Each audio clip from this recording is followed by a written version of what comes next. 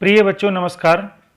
कक्षा 9वीं हिंदी के प्रेमचंद के फटे जूते पाठ में आपका हार्दिक स्वागत है। यह पाठ हरिशंकर परसाई जी ने लिखा है। हरिशंकर परसाई जी श्रेष्ठ व्यंग्य लेखक हैं। व्यंग्य लेखक या व्यंग्य लेखन एक अलग तरह की विधा है। व्यंग्य का अर्थ होता है ताना या कटाक्ष या व्यंजना शक्ति द्वारा निकाला गया अन्यार्थ। अर्थात हम साधारण भाषा में ये समझ सकते हैं, जब हम किसी बात को साधारण ढंग से कहते हैं लेकिन उसका जो गूढ़ार्थ है या उस पर किसी परिवर्तन को करने की एक छटपटाहट जब जिसमें दिखती है तो वो जो है एक व्यंग्य कहलाता है।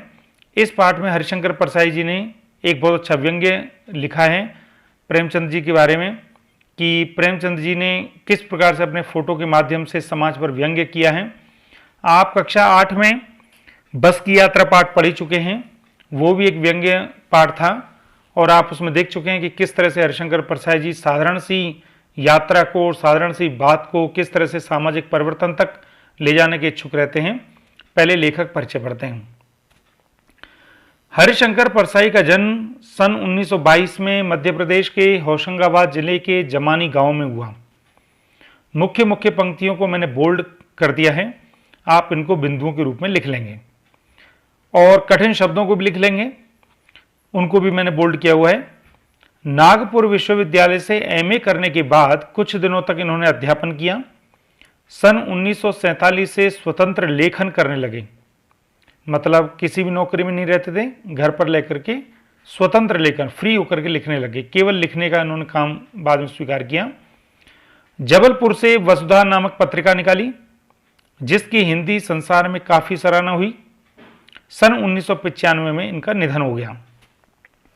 हिंदी के व्यंग्य लेखकों में इनका नाम अग्रणी है, अग्रणी सबसे आगे। परसाई जी की कृतियों में हंसते हैं रोते हैं जैसे उनके दिन फिरे, ये दोनों कहानी संग्रह हैं। रानी नागफनी की कहानी, तट की खोज, ये उपन्यास हैं। तब की बात और थी, भूत के पांव पीछे, बेईमानी की परत, पगडंडियों का जमाना, सदाचार का तावीज, शिकायत मुझे भी है और अंत में ये निबंध संग्रह हैं। वैष्णव की फिसलन, तिरछी रेखाएं, ठिठुरता हुआ गणतंत्र, विकलांग श्रद्धा का दौर, ये व्यंग्य लेखक इनके व्यंग्य संग्रह उल्लेखनीय हैं। प्रिय बच्चों, इनका भोला राम का जीव अवश्य देखिए एक बार, तो आपको पता चलेगा ये कितना सुंदर व्यंग्य लिखते हैं। भारतीय जीवन के पाखंड, भ्रष्टाचार, अंतर्विरोध, बेईमानी आदि पर लिखे उनके व्यंग्य लेखों ने शोषण के विरुद्ध साहित्य की भूमिका का निर्वाह किया। अर्थात जो साहित्य की भूमिका होती है कि वो समाज में व्याप्त भ्रष्टाचार, अंतर्विरोध, बेईमानी, शोषण उनको दूर करें, उनके प्रति जनचेतना जगाएं, तो ये कार्य इन्होंने अपने व्यंग्य लेखों के माध्यम से बहुत सफलतापूर्वक किया है। उनका व्यंग्य लेखन परिवर्तन की चेतना पैदा करता है। कोरे हास्य से अलग यह व्यंग्य आदर्श के पक्ष में अपनी उपस्थिति दर्ज कराता है। अर्थात इनके लेखों में मात्र आदर्श नहीं चलता, बल्कि एक हास्य से अलग और आदर्श से भी अलग ये एक जो है व्यंग्य की उपस्थिति कराता है, और ऐसा व्यंग्य जिससे एक आदर्श समाज की स्थापना भी हो। सामाजिक, राजनीतिक और धार्मिक पाखंड पर लिखे उनके व्यंग्यों ने व्यंग्य साहित्य के मानकों का निर्माण किया। मानक कहते हैं स्टैंडर्डाइजेशन। परसाई जी बोलचाल की सामान्य भाषा का प्रयोग करते हैं, किंतु संरचना के अनूठेपन के कारण उनकी भाषा की मारक क्षमता बहुत बढ़ जाती है। वो बिल्कुल सिंपल भाषा में लिखते हैं, लेकिन इस तरह से लिखते हैं कि उनकी भाषा की मारक क्षमता मतलब सीधी चोट पहुंचती है। पाठ प्रवेश देखिए, इस पाठ में क्या है। प्रेमचंद के फटे जूते शीर्षक निबंध में, एक तो इस पाठ की विधा है निबंध। परसाई जी ने प्रेमचंद के व्यक्तित्व की सादगी के साथ एक रचनाकार की अंतर्भेदी सामाजिक दृष्टि का विवेचन करते हुए आज की दिखावे की प्रवृत्ति एवं अवसरवादिता पर व्यंग्य किया है। तो इस पाठ में मुख्य रूप से आप प्रेमचंद के व्यक्तित्व के बारे में जानेंगे और ये भी जानेंगे कि उनकी दृष्टि किस प्रकार से समाज को के अंतर्भेद तक जाती है, अर्थात वो समाज के अंदर व्याप्त किस प्रकार की दृष्टि और किस प्रकार का नजरिया अपना रखते हैं, और आज की दिखावे की प्रवृत्ति और जो अवसरवादिता है, ऑपर्चुनिज्म है, उसके ऊपर उन्होंने व्यंग्य किया है। प्रेमचंद के फटे जूते। प्रेमचंद का एक चित्र मेरे सामने है। अब वो प्रिय बच्चों कौन सा चित्र है, ये देखिए, ये वाला चित्र है वो। प्रेमचंद का एक चित्र मेरे सामने है। इसी चित्र को देख करके इन्होंने ये लेख लिखा था, जिसमें ये जूता फटा हुआ है, जिसकी पिक्चर बुक में भी है, और आप इस पिक्चर को सामने रखेंगे, समझेंगे। तो कहते हैं प्रेमचंद का एक चित्र मेरे सामने है। पत्नी के साथ वो फोटो खिंचा रहे हैं। सिर पर किसी मोटे कपड़े की टोपी, कुर्ता और धोती पहने हैं। कनपट्टी चिपकी है। कनपट्टी क्या वो कहलाता है, कान और आंखों के बीच का स्थान, ठीक है जी, कान और आंखों के बीच का, यहां तक चिपटी हुई है। गालों की हड्डियां उभर आई हैं, क्योंकि वो सामान्य जिंदगी जीते थे और आर्थिक स्थिति उनकी अच्छी नहीं थी। पर घनी मूछें चेहरे को भरा भरा बतलाती हैं, लेकिन जो उनका पतला चेहरा है वो घनी मूछों की वजह से मजबूत सा लगता है। पाँव में कैनवस के जूते हैं।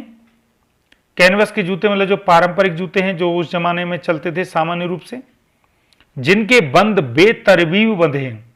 बंद कहते हैं उनके लैशेज बड़े ढंग से बंधे हुए हैं, क्योंकि वो उतना जागरूक ही नहीं थे।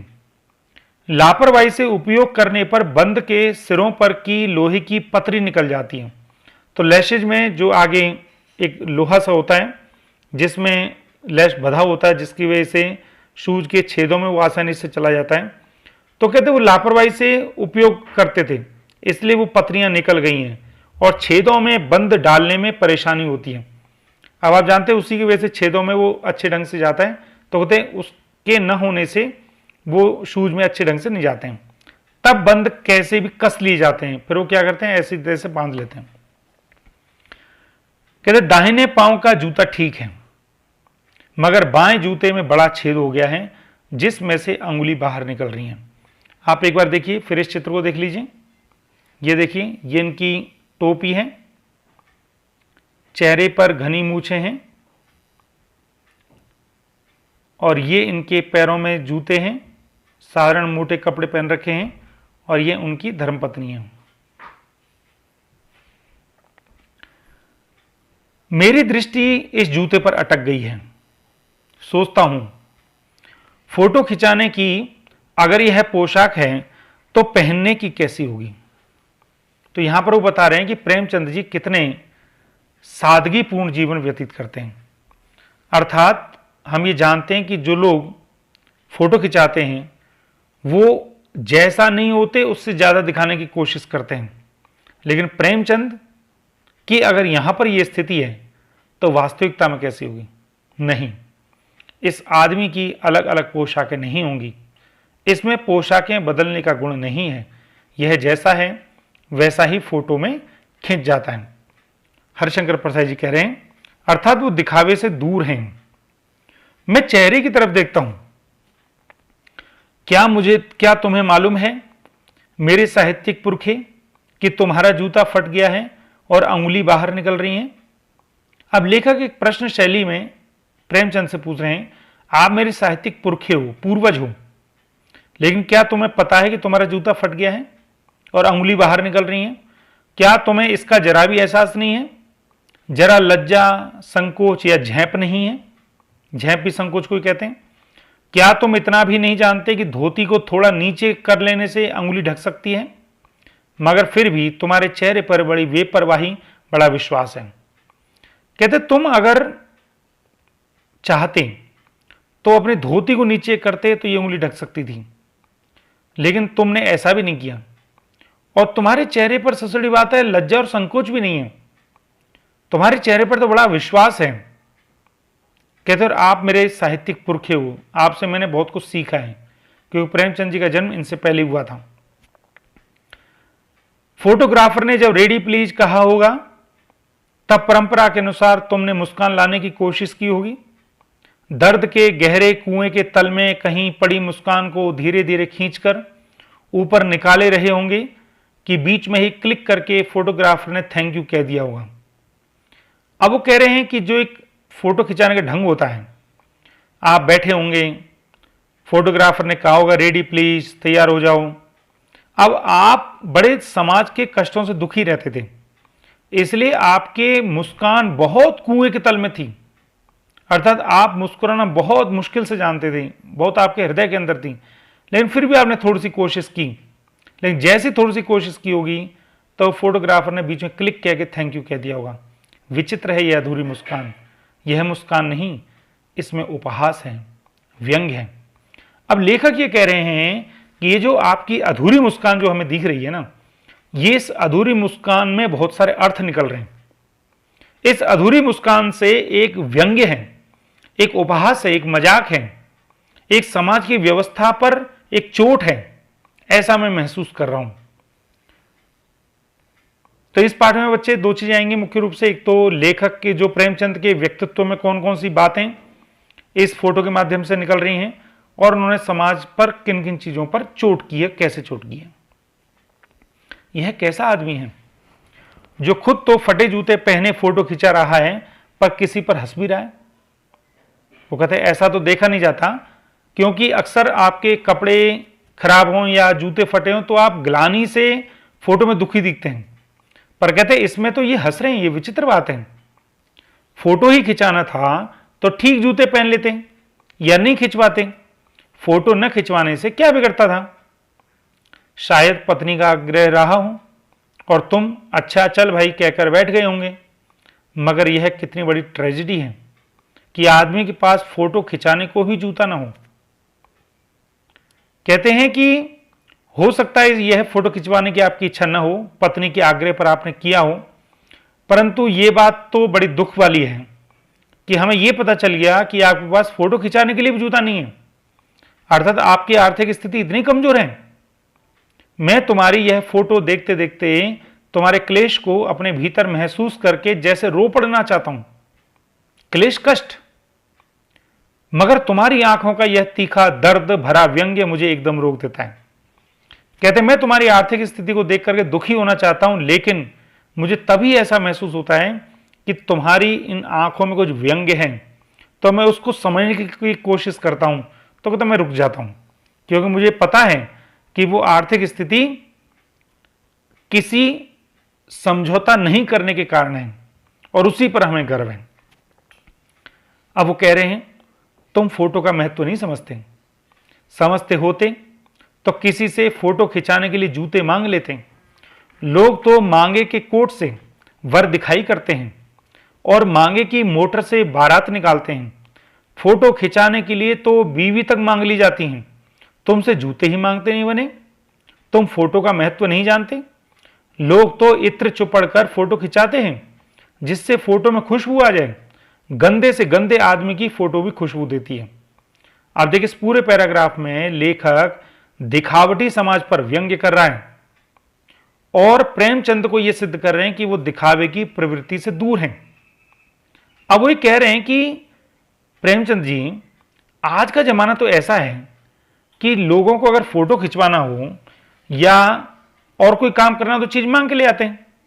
कहते हैं अगर वर दिखाई करनी हो, लड़के को दिखाते हैं लड़की वाले को, और कोट नहीं हो तो लोग ले आते हैं किराए का या किसी मांग लेते हैं।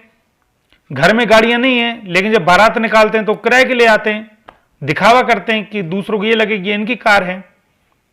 कहते हैं लोग बीवी तक मांग लाते हैं। तो ये उन्होंने जो है व्यंग्य की भाषा में लिखा है, और वो कहते हैं कि लोग इतने अवास्तविक हो जाते हैं फोटो खिंचाते समय या जिंदगी में कि जब वो फोटो खिंचाते हैं तो इतना इत्र चुपड़ते हैं, इतना सेंट चुपड़ते हैं कि इनको ऐसा लगता है कि फोटो में खुशबू भी आई जाएगी, अर्थात वो इतना वास्तविकता से दूर हो जाते हैं। और गंदे से गंदे आदमी की फोटो भी ऐसा लगता है खुशबू देती है, अर्थात उनको ऐसा लगता है कि हमारी जो वास्तविकता है वो छुप जाएगी और हम एक बड़े अलग ढंग के और एक अमीर मान के चलिए या एक समर्थ या समृद्ध व्यक्ति लगेंगे। पर कहते हैं आप तो इससे भी दूर हो, तुम तो जूते भी नहीं मांग के लाए। जूता क्या है बच्चे? जूता एक हमारी समृद्धि का प्रतीक है, दिखावटी का प्रतीक है। टोपी 8 आने में मिल जाती है, और जूते उस जमाने में भी 5 रुपए से कम में क्या मिलते होंगे? 8 आना 16 आना कहते हैं, 16 आना मतलब 1 रुपया, 8 आना मतलब 50 पैसे। तो कहते टोपी 8 आने में मिल जाती है, और जूते भी उस जमाने में 5 रुपए से कम क्या मिलते होंगे? जूता हमेशा टोपी से कीमती रहा है। ध्यान देंगे बच्चे, टोपी मतलब इज्जत, प्रतिष्ठा, जूता अर्थात दिखावटीपन। प्रेमचंद ने टोपी को सही रखा, जूते पर ध्यान नहीं दिया, अर्थात उन्होंने प्रतिष्ठा पर ध्यान रखा, दिखावे पर ध्यान नहीं दिया। और आजकल के लोग क्या करते हैं, वो जूते पर ध्यान देते हैं, टोपी पर ध्यान नहीं देते। तो अब ये कह रहे हैं अब तो जूते की कीमत और बढ़ गई है, अर्थात दिखावापन बढ़ गया है, और एक जूते पर 2500 टोपियां निछावर होती हैं।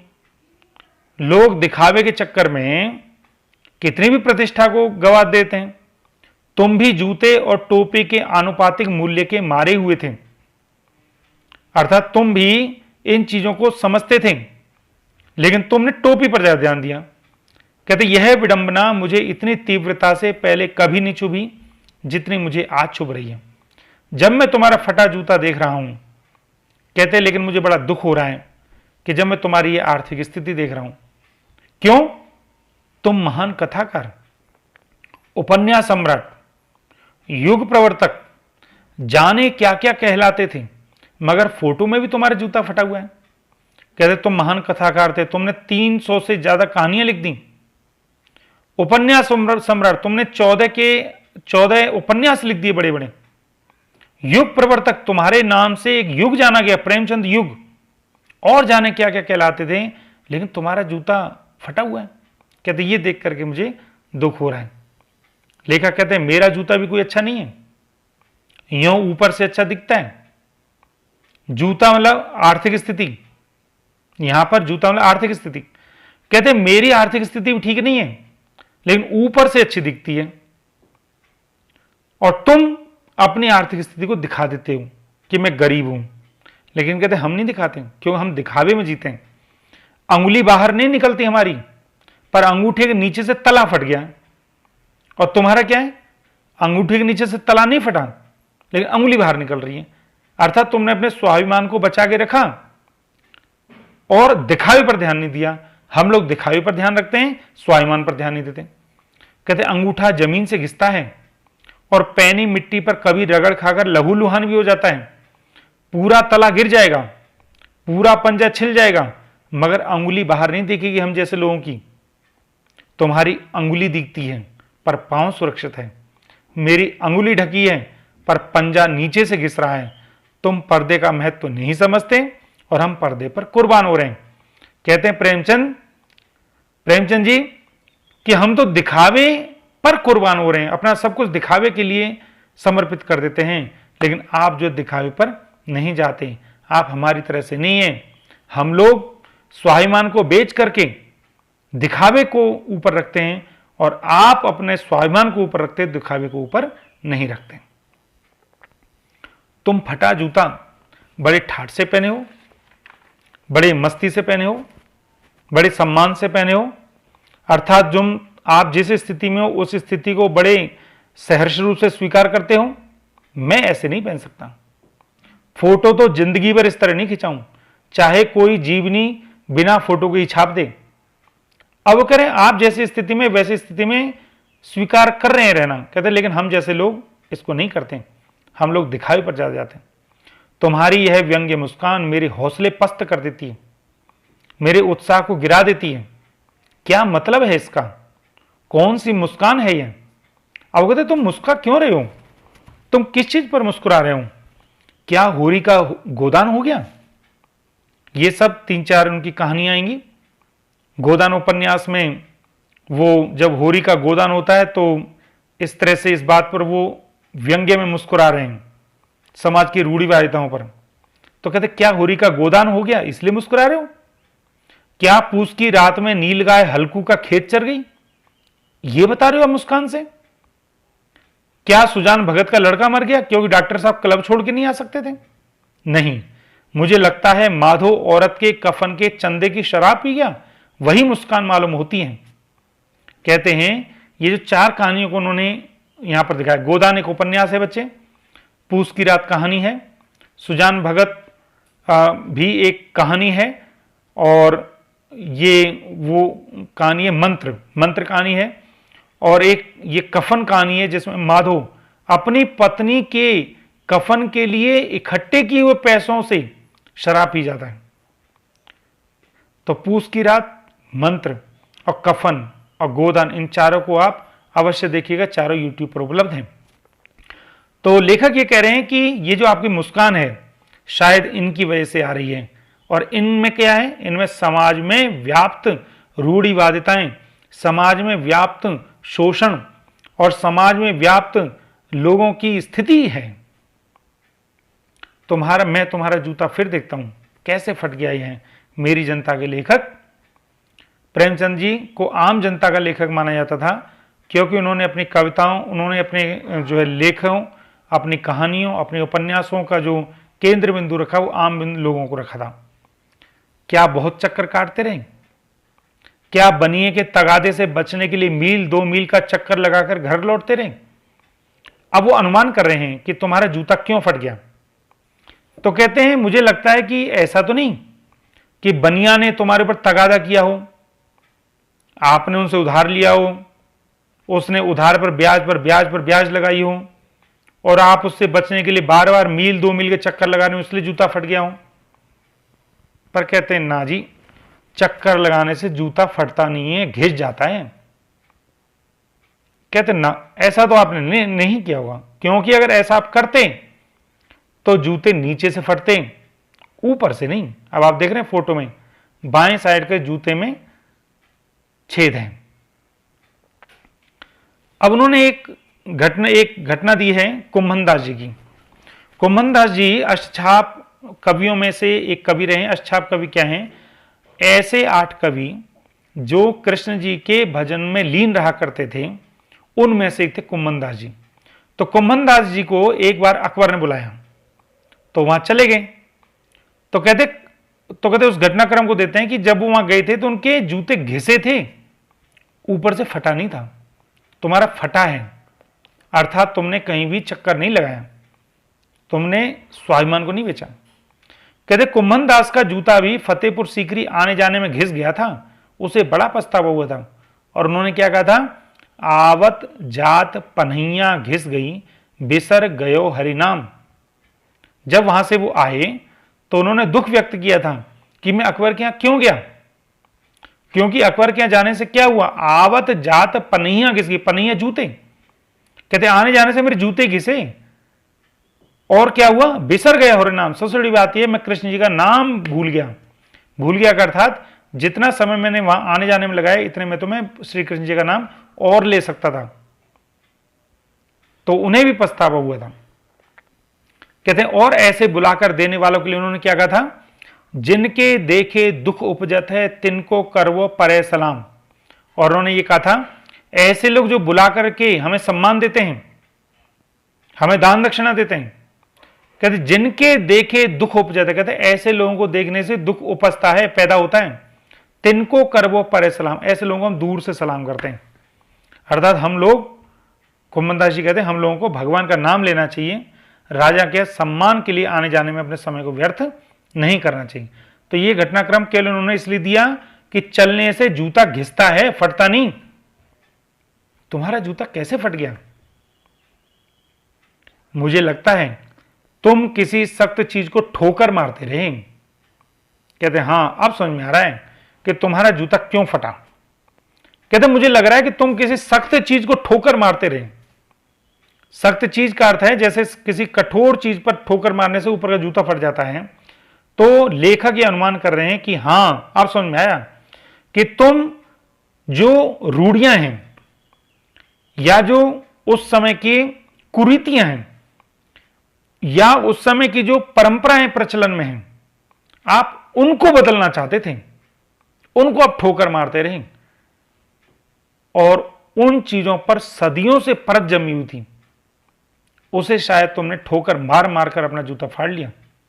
अर्थात तुम बड़े संघर्षशील थे, इसलिए ये जूता फटा। कोई टीला जो रास्ते पर खड़ा हो गया था, उस पर तुमने अपना जूता आजमाया। जैसे रास्ते में कोई टीला हो पत्थर का और उस पर आप जूता मारो तो जूता फटेगा। कहते ऐसे ही जो रास्ते में टीले थे, जो रास्ते में रूढ़ियों के बड़े बड़े अड्डे थे, बड़ी बड़ी परंपराएं थी, आपने उनको तोड़ने की कोशिश की, इसलिए तुम्हारे जूता फट गया। तुम उसे बचाकर उसके बगल से भी तो निकल सकते थे। टीलों से समझौता भी तो हो जाता है। सभी नदियां पहाड़ थोड़ी ही फोड़ती हैं, कोई रास्ता बदलकर घूमकर भी तो चली जाती हैं।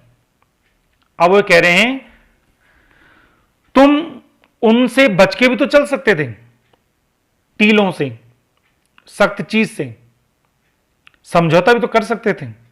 सभी नदियां लड़ती थोड़ी हैं, रास्ता भी तो बदल के चली जाती हैं, पर कहते तुम समझौता नहीं कर सके। अर्थात तुम्हारा जो व्यक्तित्व है गैर समझौतावादी है। अब आप देख रहे हैं मुंशी प्रेमचंद जी के फोटो के बारे में देख करके, वो दिखावटी नहीं है, वो आत्मसम्मानी हैं, वो संघर्षशील हैं, वो परिवर्तनवादी हैं, वो गैर समझौतावादी हैं, गलत चीज से समझौता नहीं करते। तो लेखक कह रहे हैं क्या तुम्हारी भी वही कमजोरी थी जो होरी को ले डूबी? वही नेम धर्म वाली कमजोरी, नेम धर्म उसकी भी जंजीर थी। कहते हैं जिस तरह से तुम्हारे गोदान उपन्यास में होरी नियम और धर्म वाला था, नियम वाला, कर्तव्य वाला था, कहते हैं वो उसी की वजह से तो तुम ऐसा नहीं कि तुम समझौता नहीं कर सको, अर्थात तुम्हारा व्यक्तित्व भी उसी तरह से एक कर्तव्यनिष्ठ था।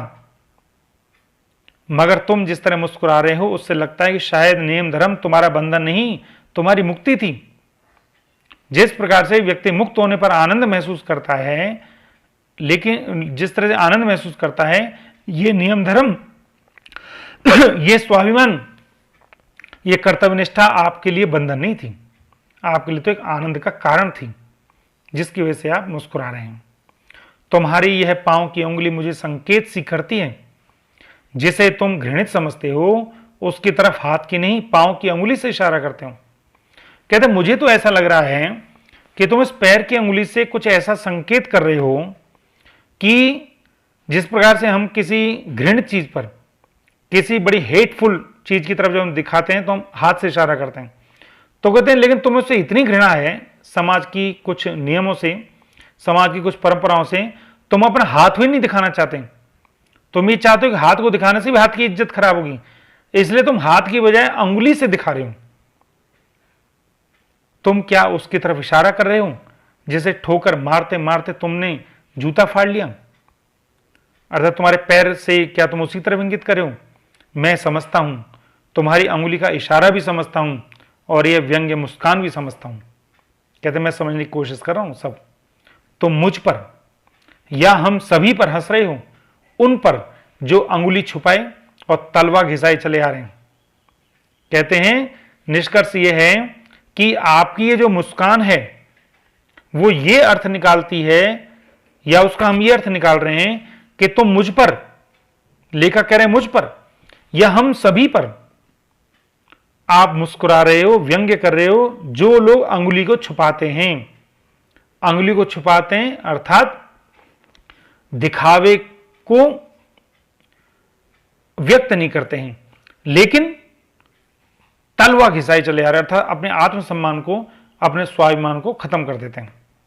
उन पर जो टीले को बरकाकर बाजू से निकल जाते हैं, जो लोग टीलों से बच करके बराबर से निकल जाते हैं, अर्थात जो कठिन परिस्थितियों से टकराने की बजाय उनसे समझौता कर लेते हैं।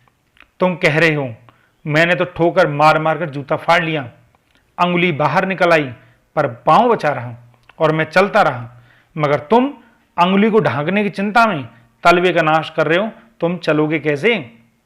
कहते तुम्हारी व्यंग्य मुस्कान से ऐसा लग रहा है कि तुम हमसे ये कह रहे हो कि देखो दुनिया वालों, मैंने तो ठोकर मार मार करके अपना जूता फाड़ लिया, अर्थात मैंने समाज से संघर्ष करते करते, परिवर्तन के लिए चोट करते करते अपनी आर्थिक स्थिति खराब कर ली, अंगुली भी मेरी बाहर निकल आई है।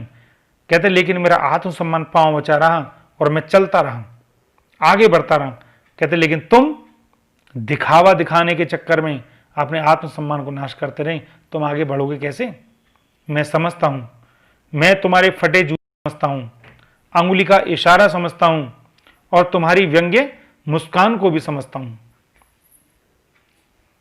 तो यहीं पर जो है हमारा ये पाठ समाप्त हो जाता है।